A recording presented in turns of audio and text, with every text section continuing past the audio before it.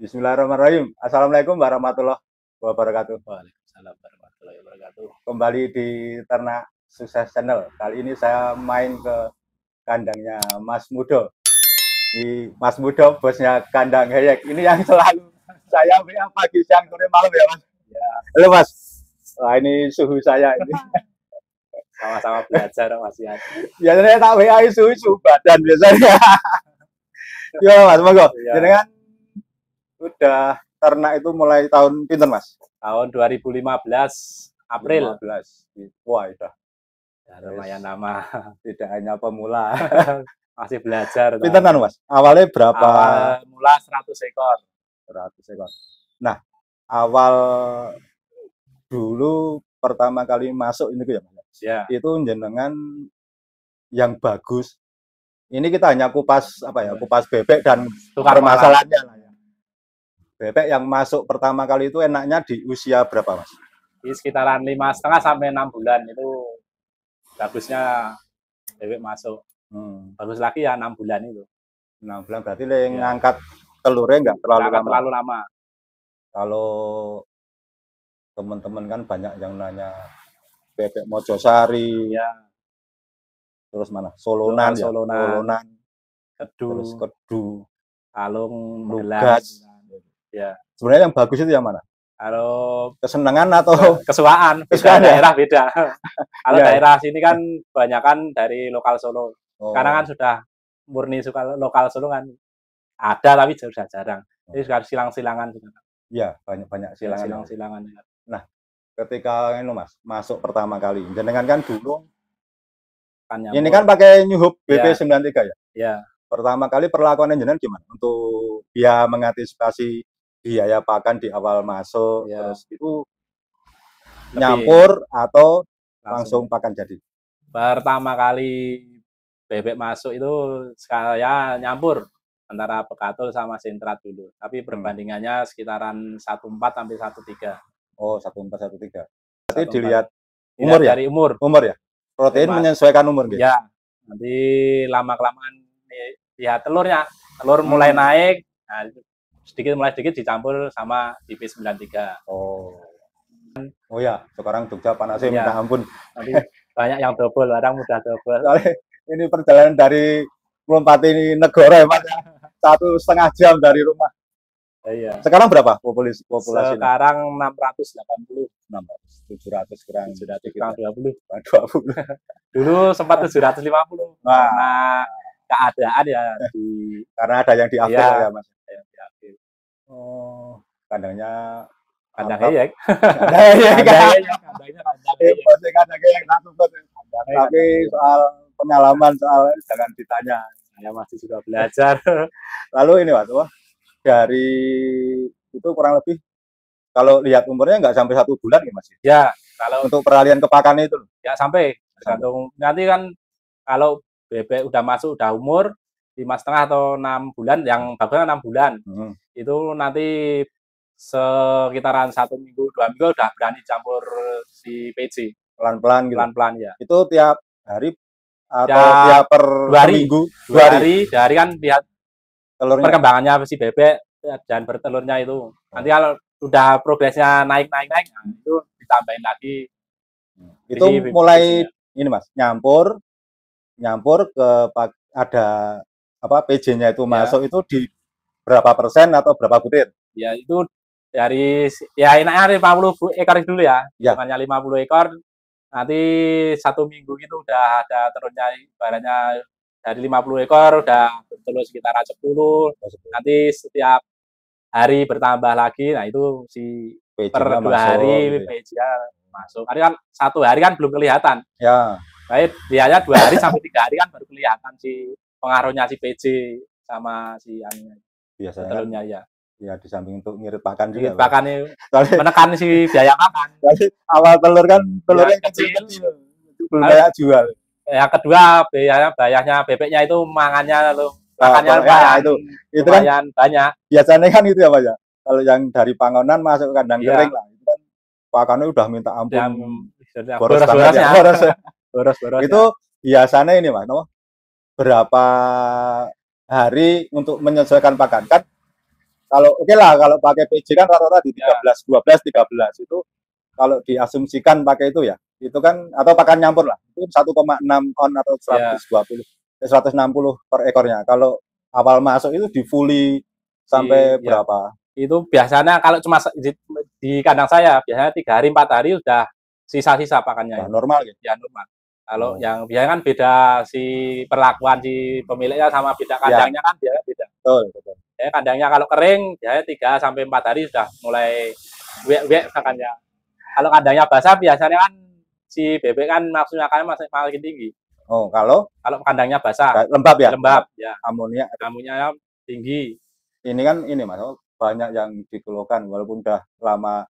Mungkin ada yang tahu, ada yang belum ya. Kalau udah jalan gitu kan, loh ini pakanku kok bebek kok pakannya boros 1 jam 2 jam habis, itu kan dikondisikan ibaratnya di awal itu diujo ya Mas. Ya diujo lembangan, nanti 3 hari 4 hari lah menyesuaikan udah ukur pakan itu. Kalau ini Mas, dibiarkan 1 jam 2 jam habis pakannya, itu efeknya apa Mas? Ke bebeknya? Biasanya bertelurnya molor, sama si bebeknya badannya kurang jadi. Jadi banyak nutrisi barangnya kan kurang penuh gitu. Oh, si bebeknya kan kurus untuk, ya? Kurus.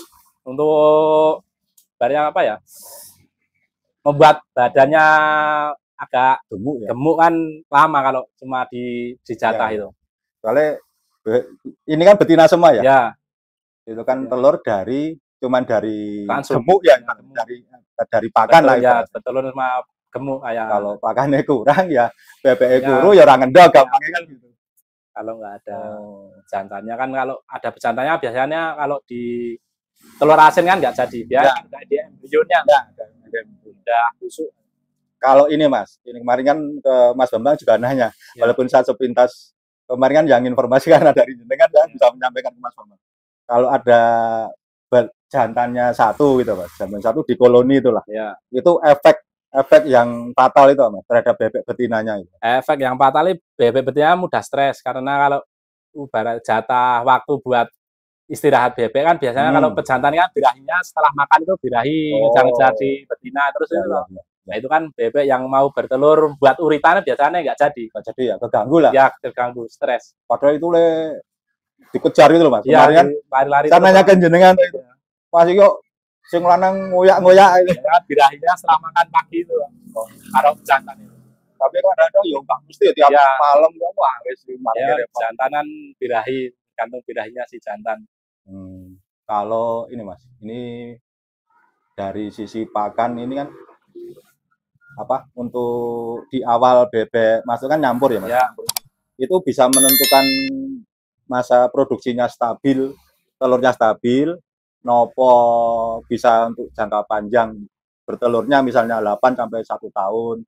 Itu atau ada efek misalnya ekstrim lah, seperti cuaca, itu pengaruhnya ada nggak?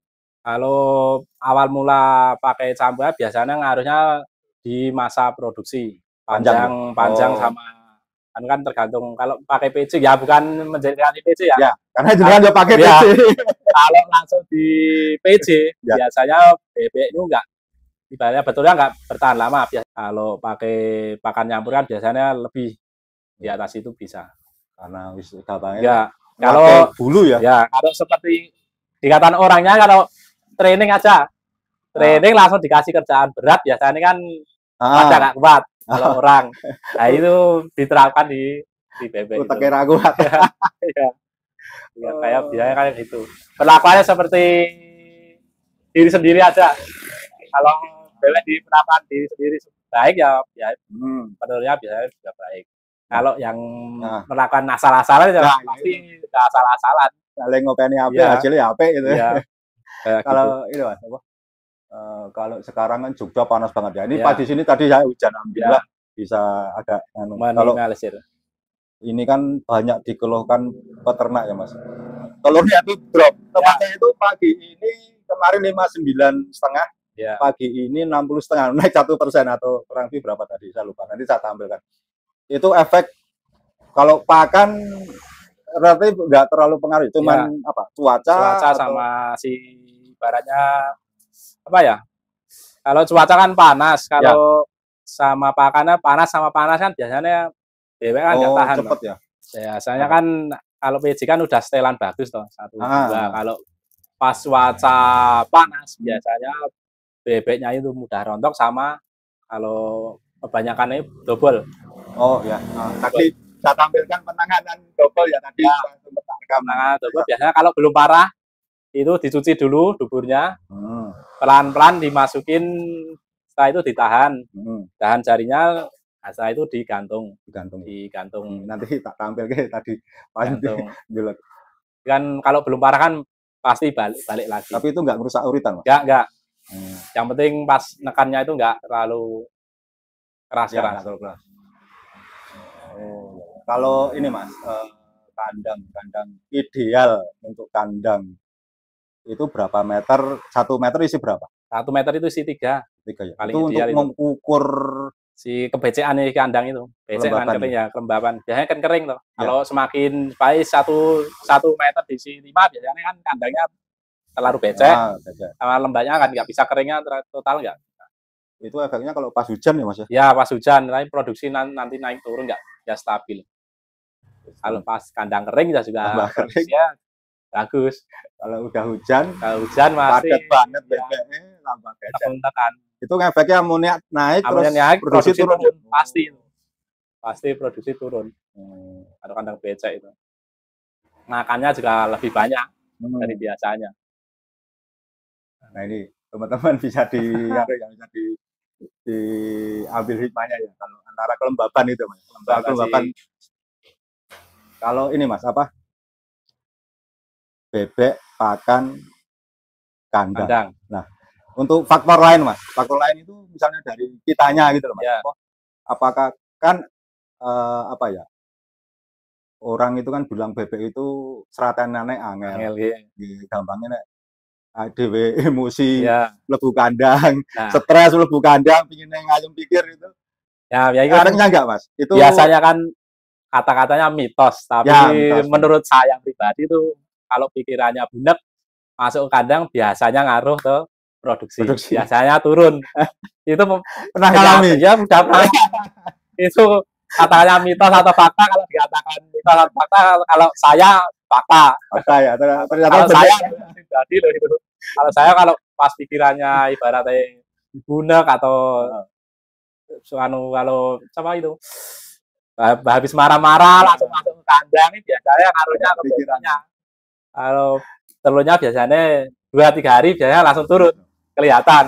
Kalau langsung belum, biasanya 2-3 hari baru kelihatan nanti turunnya. Soalnya iya. Teman saya itu kan habis layat, belum mandi, belum langsung masuk kandang ngedrop 3 hari berikutnya. Ternyata itu ya. Ternyata benar. Mitos atau fakta kalau orang Jawa kan yang katanya sawan atau apa itu. Nah, itu biasanya kan ada orang biasanya bawa sawan atau itu kan biasanya ngaruh atau itu fakta juga kalau saya, tapi kan kebanyakan yang bilang kan mitos. Kalau saya kan fakta. Tapi kalau habis layat atau habis kemana-mana kan saya harus cuci tangan dulu atau mandi habis bebeknya kan mandi dulu kan bersih, biasanya kan sawan itu kan hilang. Kemarin habis layatnya terus mandi ya udah masuk kandang ya. Iya, itu kan ganti baju semua masuk kandang. Itu kan kebanyakan mitos. Kalau saya itu kan fakta, saya juga sudah membuktikan sendiri. Kalau ini Mas, perawatan pengkondisian bebek, vitamin, semprot E4 atau bagaimana perlakuannya untuk menjaga kesehatan dan produksi telurnya? Biasa kalau saya seminggu sekali pasti saya kasih turbo di tempat minum. Di tempat minum. Ya, toren itu sekali ya. Di toren ya? Ya, di toren. Sekitaran 200-an liter atau ya? Saya nggak ada. Sekitaran 100 sampai 150 liter itu saya kasih turbo 250 gram. 250. Itu nanti paling sekitaran pagi 5:30 sampai jam 8 atau jam 9 itu sudah saya aliri air bersih lagi. Berarti itu dihabisin terus nanti saya ganti ya. Semacam dikuras dulu. Ya, dikuras dulu. Kalau E4? E4 itu juga saya kasih langsung ke semprot pakan, saya bersih pakan. Ya. Pakai itu ya botol ya, semprotan itu atau disemprotnya itu ya. Diaduk ya. Itu juga seminggu sekali. Tapi dulu kan barengan sama turbo. Tapi kan saya sudah sekarang turbo kan sudah saya campur ke air. Nah, si E4-nya kan langsung ke pakan, kan gantian. Tapi kan Mas apa? Cuman disemprotkan itu ya. Apa takarannya berapa? 600 mili botol mineral itu mineral 1,5 liter itu saya kasih 1,5 tutup atau 2 tutup itu. Tutup E4 itu. Ya, tutup E4 itu. Oh, yang botol yang gede ya. Itu untuk semua bebek ya? Enggak, nanti per 4 kotak atau ya? 4 kotak. Per 4 kotak. Ya. 4 kotak sekitaran 200-an sampai 250 ekor. Oh. Satu botol. Tapi dipakannya itu enggak sampai enggak sampai basah. Enggak sampai basah ya. Ya. Cuma atas nanti dibalik. Dicampur. Ya terlalu basah nanti kalau terlalu basah pakai PJ. Ambiar. Ya, ambiar. Habis itu apa? Selain itu perawatan? Selain itu biasanya amonia. Amonia itu kalau di tempat saya kasih apa itu? Saya bilang apa itu Mas? Dolomit. Nah, dolomit itu kalau kelihatan becek saya kasih dolomit. Itu biasanya di dekat tempat minum. Tempat minum ini biasanya becek. Nah, saya kasih si dolomit itu. Tapi nggak usah tipis saja lah, nggak usah tebel-tebel. Nanti kalau tebel-tebel cuma becek lagi. Tipis-tipis kan juga mengurangi bau. Kemarin punya aku juga tak kasih. Kasih dolomit itu lebih bagus. Itu bisa ngurai ngurai si amonia itu. Bau kandang itu bisa. Ini jenengan pakai PJ mulai saya pakai BB93 itu 2022 atau ya? Baru 1 tahun. 1 tahun. Ini kena virus apa itu Mas? Itu dia kan bekatel kan kemarin pas itu ya? Ya pas langka itu. Langka sulit carinya, saya kan kapasitas banyak, lumayan banyak sama teman-teman kan 1 minggu itu katul mulai 1,5 ton aja. Itu kan sekarang kan sulit carinya. Kalau cari sendiri bisa, tapi nanti teman-teman saya nggak pakai. Saya kan beralih ke PJ itu yang mudah carinya. 1 ekornya berapa? 1 ekornya sekitaran 1,3 atau ya? 1,3, 1,2, 1,3. 1,2, 1,3. Ya, sekitar ekornya ya. 12-an kilo per 100 ini. 11,5 sampai 12. Kalau musim panas. Musim panas. Kalau musim hujan itu kan biasanya naik sekitaran 12,5 sampai 13. Nah, biasanya keadaan kandang kalau keadaan kandang lembab biasanya lebih boros lagi makan. Kalau keadaan kering biasanya sekitaran 12 sampai 12,5 itu. Per 100 ekor. Pemberian pakan pagi aja ya? Pagi aja, 1 kali sehari. Pagi sampai pagi. Ini Mas, ini kan kasus tempat saya kemarin pagi ini kan konsumsi tempat saya itu kan pakannya kurang ya. Kurang. Nanti saya tampilkan rata-rata kalau sempat. Cuman 1 sampai 2. Ini nggak nyampe Mas, 1, 2 nggak nyampe. Saya kasih 1 kotak kan 50, tak kasih 60 itu sisanya itu setengah kilo, berarti kan konsumsinya sekitar 5,5. Sekitar 1 on aja, 1 on sampai 1 kurang. Karena ini tak kasih 2 kali, pagi 2 kilo, sisanya nanti sore. Itu efek panas banget, itu pengaruhnya dikonsumsi pakan turun atau pribon Mas? Biasanya ada beberapa penyebabnya si bebek kurang makan itu. Kalau yang pertama biasanya bebek stres, ada gangguan binatang lain, biasanya kan ngaruh. Si bebek kan sensitif sekali. Yang kedua biasanya kadang-kadang terlalu panas atau biasanya air minumnya kurang, ibaratnya kurang apa ya? Kurang dingin atau kurang lancar. Biasanya kan penyebabnya itu. Yang ketiga itu biasanya tergantung si sirkulasi udara.